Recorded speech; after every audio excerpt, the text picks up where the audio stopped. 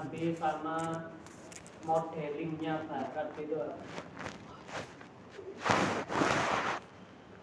Dalam teori Barat itu ada namanya belajar observasional.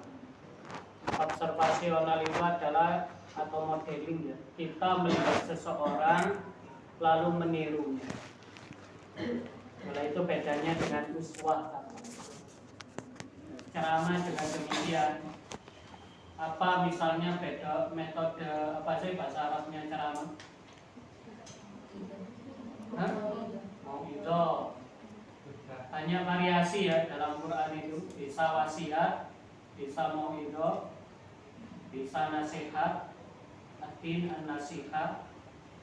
Jadi apa variasi-variasi itu yang nanti akan menjadi karakteristik dari pendidikan agama. Apa metode diskusinya Islam versi Rasulullah dengan diskusi versi Barat kayak ini metode jigsaw, metode brainstorming, metode itu apa bedanya? Nah, silakan dijawab. Aslinya banyak pertanyaan. Jadi kalau kita bahas tafsir itu aslinya itu banyak pertanyaan yang masih ini yang kurang ini ya, partisipasi, keingintahuan. Nah, itu kan. Tadi sederhana saya tanya apa bedanya ceramah versi Barat sama versi Islam? Jawab apa saja boleh jawab. Kalau versi Barat lebih sedikit memaksa. Kalau versi Islam enggak apa contohnya? Contohnya Ceramah tapi isinya maksa gimana itu?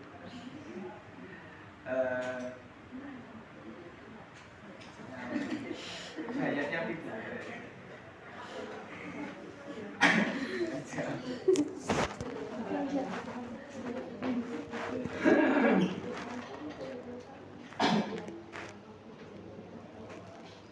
Jadi satu jawaban kalau yang Barat indikasinya bisa, tapi nanti seperti itu masih perlu digali apa bukti kalau yang Barat itu maksa. Jangan-jangan pidato Islam juga maksa, diancam neraka. Kalau enggak ini nanti masuk neraka. Lebih terancam mana? Kena sanksi atau masuk neraka? Dia lebih mengancam ceramahnya siapa? Kalau ancaman. Yang lain silakan. Nah, tidak ada jawaban benar salah ini. Jadi gimana kita menggali? Kalau yang Barat mungkin bahkan logika dan akal. Tapi kalau yang di Islam mungkin memperpadukan antara keyakinan agama sama akal logika. Contohnya gimana itu? Ya enggak. Kalau mempelajari tentang sains gitu kan, kalau diibaratkan murni kalau itu adalah hukum alam. Nah, akan tetapi kan di Islam kan itu sering dibuka kalau hukum alam ini semua tercipta karena kekuatan Allah. Lain silakan. Insyaallah.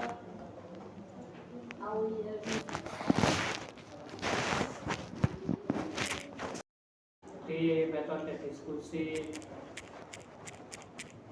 ini silakan diskusi juga. Adanya diskusi Barat sama Nabawi itu ditemukan apa?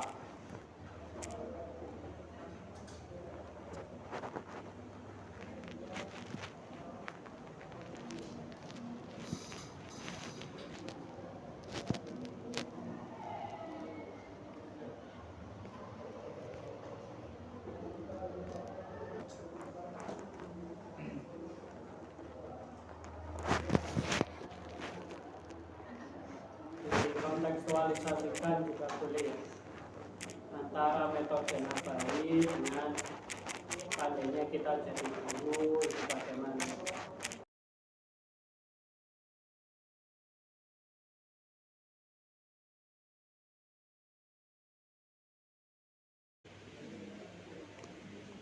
Silakan duduk. Nah, kalau mau ke Nabawi ini lagi ya, kita ini harus mampu untuk melakukan kontekstualisasi. Nah, ini metode nabawi, di sini metode modern. Nah, itu dilakukan kontekstualisasi. Misalnya apa? Kita tahu, misalnya ini contoh ya, metode nabawi. Metode nabawi dikaitkan sama ini. Biasanya kita ini ada yang kognitif, ada afektif, ada psikomotor. Nah, ini sasarannya. Sasaran untuk pembelajaran itu 3. Jadi kita mengajarkan itu sasarannya itu adalah 3 tadi. Ini sederhananya wawasan. Kalau ini targetnya cintaan, hobi, cintaan. Jadi orang habis dapat ilmu apa, dia mencintai cinta. Itu berarti afektif. Orang habis dapat ilmu lalu dia senang, tertarik. Itu nanti di afektifnya. Lalu yang di sini ke arah keterampilan.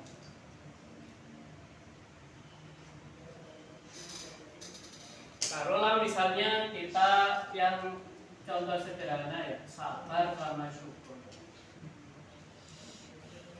Biasanya kalau dalam kondisi yang nggak sesuai ekspektasi, suruh sabar. Kalau sesuai ekspektasi, syukur. Ini ajaran, dimanapun ada ajaran. Maka di sini kita butuh yang mana dulu? Sabar itu diarahkan kemana? Apakah ke arah sini? Biasanya kalau di sini bahasa Arabnya akal ya, akal. Kalau ini hati, kalau ini anggota badan, misalnya. Ini contoh ya. Kalau yang lain, ini bisa diarahkan ke amal. Ini mungkin diarahkan ke niat. Itu nanti di sini diarahkan ke ilmu.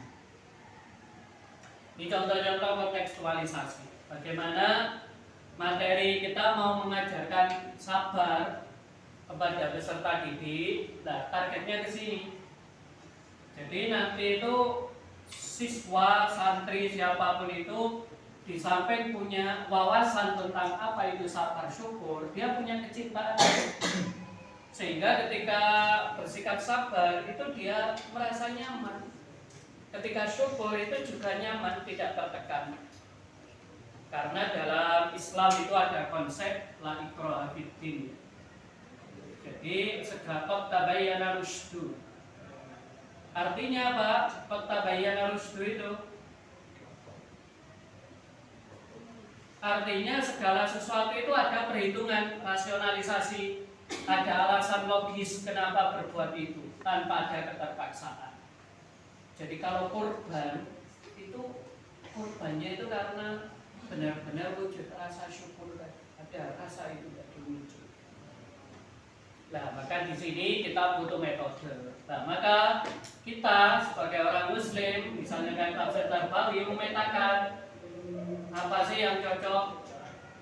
Misalnya tadi disebut, ditulis ini misalnya ceramah, diskusi, keteladanan, target buat target itu motivasi, target motivasi. Lalu nanti ada target buat target. Satu konotasinya ancaman, yang satu konotasinya penghargaan. Biasanya sering diterjemahkan reward and punishment. Tapi ini tadi ya reward and punishment misalnya. Reward and punishment. Ini padanannya. Kalau kamu berbuat dapat ini, kalau kamu tidak melakukan, kamu akan dapat ini. Lalu ada lagi metode cerita. Nah, tugas kita adalah bagaimana keteladanan ini tampaknya di mana yang paling bagus. Oh, keteladanan ini cocoknya dimasukkan ke sini. Kenapa keteladanan? Karena keteladanan itu langsung bisa diapakan? Langsung bisa diapakan? Ditiru, langsung ditiru. Kita ngajari anak untuk sholat, nggak usah anak syarat rukun sholat adalah ini. Itu nggak selesai-selesai. Anak kalau TK, ya apa kan? Nah, ayo sholat. Ya, sholat nggak usah diajari sudah. Lama-lama dia nanti gini juga ya. Kenapa kalau dia takian begini? Dia nggak tahu alasannya. Kenapa kalau bukan yang tengah, bukan yang ini? Itu kenapa? Nah itu dia tahu apa? Tahu gara-gara apa? Meniru walaupun nggak tahu alasannya. Nggak tahu alasannya. Makanya kalau saya ke istri saya itu sering bilang, tanya anak, kesan kamu terhadap ibumu itu, kesan pertama itu terkenal apa? Tidur. Bisa jadi tidur, bisa jadi apa? Kesan ya. Kesan anak yang paling sering dipandang anak terhadap orang tua itu apa? Oh suka marah, oh suka ini, itu kan bisa. Nah kita berusaha untuk mengubah itu. Nah ini namanya apa? Keteladanan bisa diarahkan di sana. Nah, apa bedanya dengan observasional? Nah, observasional itu dari kata observasi ya. Kita mengobservasi orang lain, kemudian dari situ kita bisa belajar. Kita mengamati orang lain, ini yang kemudian jadi metode itu ATM itu ya. Amati, tiru, dan modifikasi. Itu landasannya ke sini, observasional. Tapi kalau keteladanan dalam Islam itu dikasih batasan hasanah. Keteladanan itu kan uswah. Ditambahin hasanah. Kenapa? Karena uswah itu nggak selalu bagus. Uswah itu tidak selalu apa? Makanya di sini ditambahi hasanah. Hasanah ini apa artinya? Berkualitas. Hasanah itu artinya berkualitas. Bukan sekedar bagus. Kalau nilai sama itu hanya 70, bukan hasanah. 90, 100 itu baru hasanah. Bintangnya itu kalau hotel bintang 4, bintang 5 baru hasanah. Bintang 3 ke bawah belum layak disebut hasanah. Itu standarnya ideal. Maka misalnya Rasulullah ngasih contoh keteladanan, kalau kurban itu bikab syaini, malihaini, akronai. Intinya ini saja yang mau saya tekankan, yaitu kambing jantan. Kambing apa? Kambing jantan. Kapsyain ini kambing jantan, 2 ekor. Ini luar biasa ini. Ini keteladanan. Yang namanya keteladanan nggak harus 100% ditiru.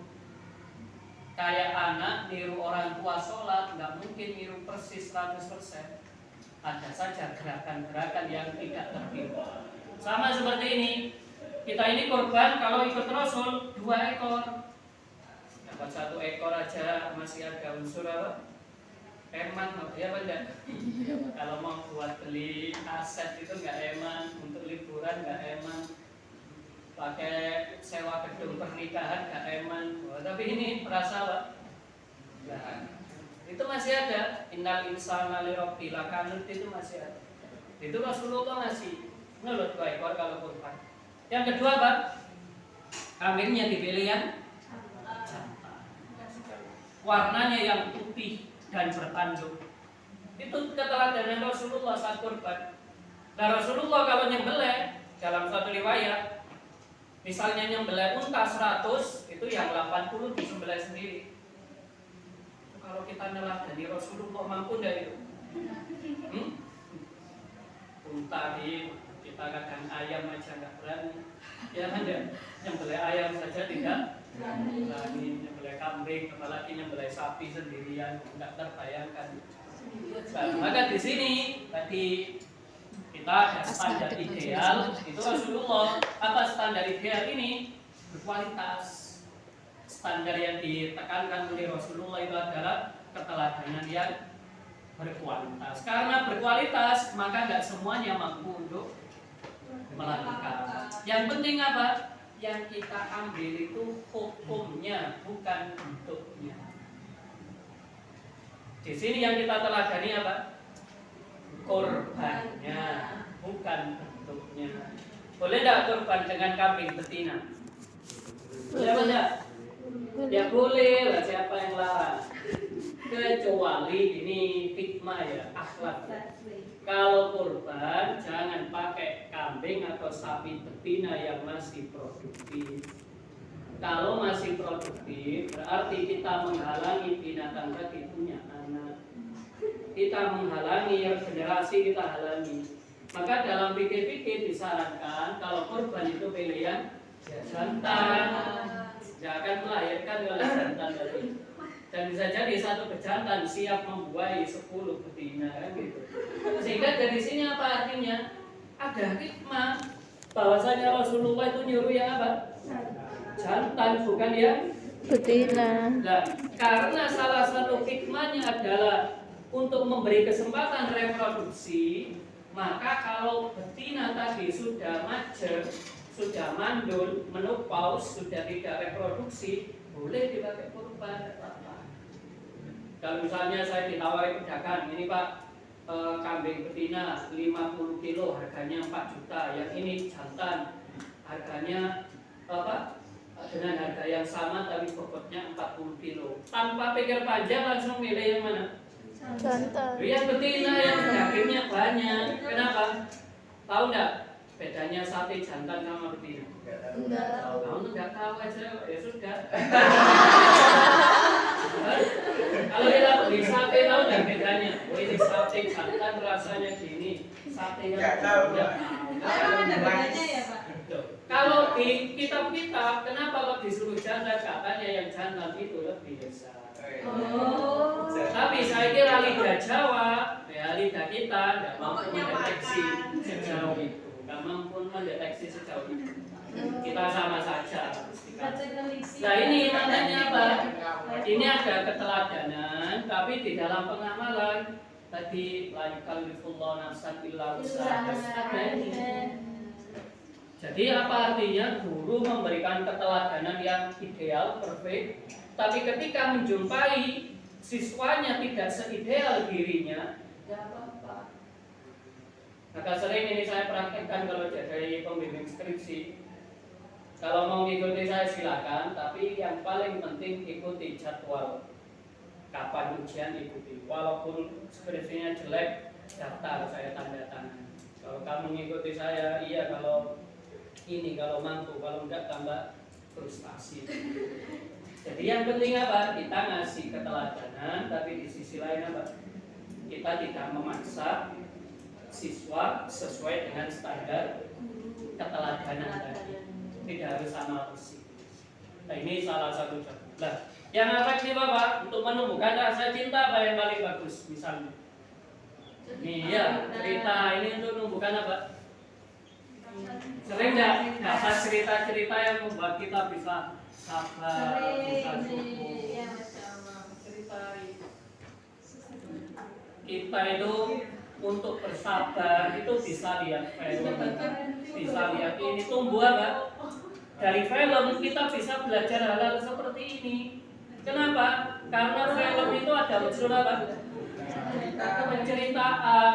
Penceritaan itu kuncinya adalah menasehati tanpa terkesan dinasehati. Jadi semakin implisit ini, semakin apa ini implisit, semakin tersembunyi sebuah pesan, dia semakin efektif. Jadi kalau ngasih nasihat itu semakin implisit, orang nggak sadar itu tambah semakin apa? Masuk kayak tadi ini model-model cerita. Apa cerita versi Al-Quran sama hadis? Tahu nggak bedanya sama sinetron? Apa bedanya? Apa bedanya? Tahu? Kalau ceritanya Quran pasti happy ending. Pasti kan ada ini. Walaupun itu kisahnya Fir'aun, ujung-ujungnya terakhir dia ngakui kalau Tuhannya itu adalah memang benar yang layak jadi Tuhan itu. Jadi ending-endingnya itu selalu seperti itu. Tahu kisahnya Nabi Yusuf? Kalau zaman sinetron mau dibunuh, mana yang punya adik kok mau dibunuh? Gimana kesan penonton? Kepingin orang itu celaka apa enggak? Tapi di endingnya Pak, taubat semua. Semua saudaranya taubat, akhirnya bersujud, lalu Nabi Yusuf berkomentar, inilah takwil dari 11 bintang ya. Bayangkan kalau nggak happy ending. Al-Sabul Kahfi happy ending apa enggak? Happy ending semua, dikejar-kejar ujung. Jadi hampir semua kisah dalam Quran itu happy ending. Dan kalau karakternya buruk nggak disebut nama. Kalau karakternya itu negatif, siapa nama asli Abu Lahab? Nggak tahu. Siapa nama asli istrinya Nabi Nuh? Nggak tahu. Kenapa? Karena orangnya jelek-jelek, perilakunya jelek-jelek. Al-Quran nggak penting nyebut nama itu. Loh, kalau kita malah memblow up, ya, glorifikasi pelaku. Kenal nggak sama Sambo? Kenapa kok kenal? Itu glorifikasi apa? Glorifikasi tokoh kejahatan. Al-Quran nggak suka seperti itu. Al-Quran itu enggak. Artinya apa? Yang kita hina itu jangan person, tapi perilaku. Itu Al-Quran ya. Itu contoh ceritanya. Maka kalau Al-Quran itu walaupun cerita tidak sampai jatuh pada ghibah, tidak sampai. Itu ada. Nah itu semua menumbuhkan bagaimana? Cara itu tadi kecintaan. Itu nanti cinta untuk bersama. Kurban, dimana kita dikasih cerita-cerita yang membuat orang itu termotivasi untuk kurban. Itu metodenya bisa lewat apa? Cerita. Kadang dikasih ini target. Ini kalau nanti kamu kurban, nanti di akhirat naik kendaraan binatang. Lalu ditanya, gimana kalau kurban patungan? Kebetulan sama non mahram sama tetangga, boleh tidak bercengan sama tetangga? Itu kan gelam ya, kan kurban patungan kan gitu, laki-laki sama perempuan. Dibayangkan nanti di akhirat, saya saja nggak bayangkan ya kita 7 orang naik sapi. Mau naik mobil 7 aja kadang desek-desekan, mau naik nanti dibayangkan sapinya membesar sudah. Kalau saya sederhana apa? Yaitu kita di bumi saja sudah naik Ferrari, naik jet, kok bisa nanti mau naik apa? Naik sapi. Kelamaan ya, naik jet atau naik kilat yang cepat lah. Tapi intinya satu, kita itu tumbuhkan dulu ini kecintaan. Maka di sini kalau orang secara cinta mencintai, artinya itu mencintai materi ya. Saya tidak mencintai materi yang mau kita ajarkan. Ada kelekatan hati. Itu apa sih tanda seseorang itu punya kelekatan hati? Salah satunya itu antusias. Kita lihat dalam majelisnya Rasulullah itu sampai sama dikatakan idza qila lakum tafassahu fil majalis. Saking penuhnya orang sampai terjadi desak-desakan. Ada ya majelis ilmu tapi desak-desakan. Biasanya desak-desakan apa? Disko, apa, konser kan desak-desakan. Ini ngaji tapi apa? Desak-desakan. Saking senangnya berebut. Nah ini karena tadi para sahabat dan yang lain itu sudah punya rasa kecil. Itu penting ini kerja. Nah kalau ini sederhana, kalau ini apa ini? Wawasan apa yang bagus, bisa pakai diskusi, bisa pakai ceramah di sini. Ceramah tadi, wasiat, apa artinya wasiat? Penting. Wasiat itu artinya hanya ngomongkan yang penting, yang nggak penting nggak diomongkan. Itu kalau namanya wasiat. Wasiat itu berita penting, sehingga kalau kita berwasiat seperti dalam Quran itu wawassa biya Ibrahim bani wa Yaqub ya bani la tusyrik billah. Wasiat itu isinya apa? Penting, jangan sampai kayak gini. Lah ini kontennya 10%, guyonnya 90%. Wah ini nggak cocok sama konsep wasiat tadi. Maka di sini ditekankan di sini kita tidak banyak berbual, tidak banyak basa-basi, lebih banyak ke tadi konten materi misalnya. Loh bagaimana kalau ternyata konten basa-basinya tadi itu bermanfaat ke arah kecintaan, tidak apa-apa. Ada dai yang lucu kemudian melakukan apa? Ini humor-humor di dalam pidatonya, tapi membuat masyarakat semakin cinta untuk ikut pengajian, maka apa? Boleh tidak yang seperti itu? Boleh, karena walaupun wawasannya kurang, yang menang apanya? Kecintaan. Senang, orang kan senang. Dia ada. Wes daripada nonton dangdutan lebih baik ikut pengajian. Kenapa? Dia nggak peduli konten. Di sini dia merasa apa? Terhibur, senang. Nah, seperti ini namanya kita pakai bicara. Satu lagi ada tadi apa? Mau itu apa mau itu? Mau itu artinya lembut, melembutkan hati, qaulan layyin, lembut. Jadi ceramah itu yang penting itu bukanlah kita mengeraskan suara, tapi yang penting tadi tujuannya melunakkan hati, menyampaikan pesan. Itu kan yang penting. Ya benar. Iya. Yang penting itu apa? Sampainya pesan itu ini. Ada orang menggebu-gebu waktu pidato. Ternyata yang dipidatoin misalnya tidak respect atau apa, akhirnya ya tidak masuk. Maka apa yang dilakukan oleh para wali-wali dulu itu rata-rata jarang yang pakai ini pendekatannya yang keras-keras itu, rata-rata pendekatannya itu bijaksana ya apa bijaksana, tidak langsung, tapi intinya di sini adalah lembut.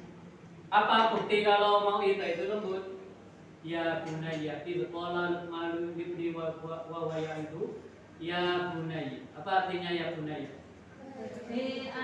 Wahai anakku sayang.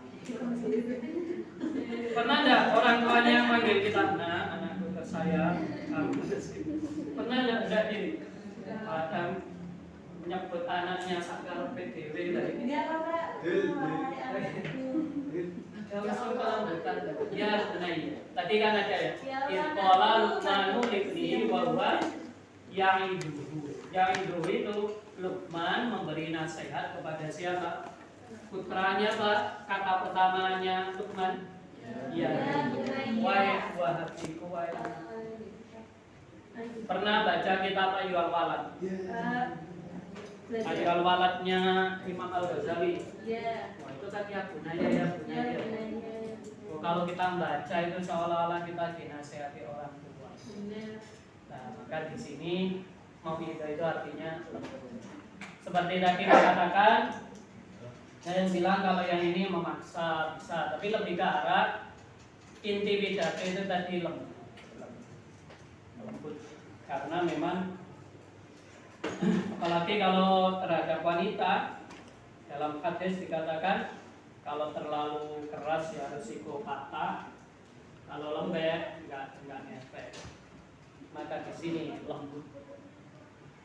Ada seni untuk ceramah kan. Satu lagi apa yang merepresentasikan ceramah? Tadi apa? Nasihat ala din an-nasihat. Nasihat itu apa? Tulus. Nasihat itu artinya tulus, berangkat dari hati, tidak berangkat dari informasi. Berangkatnya itu dari hati. Ini yang nanti membedakan